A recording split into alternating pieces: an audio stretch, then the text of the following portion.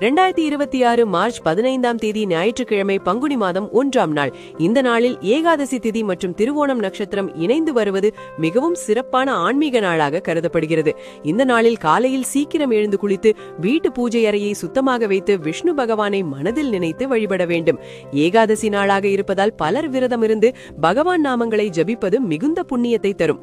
ஓம் நமோ நாராயணாய என்ற மந்திரத்தை 108 முறை அல்லது அதற்கு மேல் ஜபித்தால் மன அமைதி கிடைக்கும். வாழ்க்கையில் தடைகள் குறையும். திருவோணம் நட்சத்திரம் என்பது மகாவிஷ்ணுவுடன் தொடர்புடைய மிகவும் புனிதமான நட்சத்திரமாகும். அதனால் இந்த நாளில் விஷ்ணு, பெருமாள் அல்லது ஸ்ரீமன் நாராயணரை வழிபடுவது மிகவும் சிறப்பாக கருதப்படுகிறது. வீட்டில் துளசி இலை வைத்து தீபமேற்றி பால் அல்லது பழம் வைத்து எளிய நைவேத்தியம் செய்து வழிபட்டால் குடும்பத்தில் செல்வ வளமும் அமைதியும் அதிகரிக்கும் என்று சொல்லப்படுகிறது. அருகிலுள்ள பெருமாள் கோவிலுக்கு சென்று தரிசனம் செய்தாலும் நல்ல பலன் கிடைக்கும். ஏகாதசி நாளில் செய்ய வேண்டிய எளிய பரிகாரம் என்னவென்றால், ஒரு கைப்பிடி அரிசி அல்லது சிறிது உணவை ஏழைவர்களுக்கு தானமாக கொடுப்பது.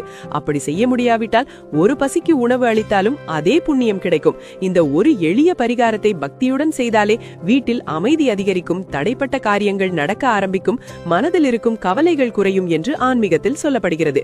அன்றைய தினம் கோபம், சண்டை, தவறான வார்த்தைகள் போன்றவற்றை தவிர்த்து பகவான் நினைவில் அமைதியாக இருக்க வேண்டும்.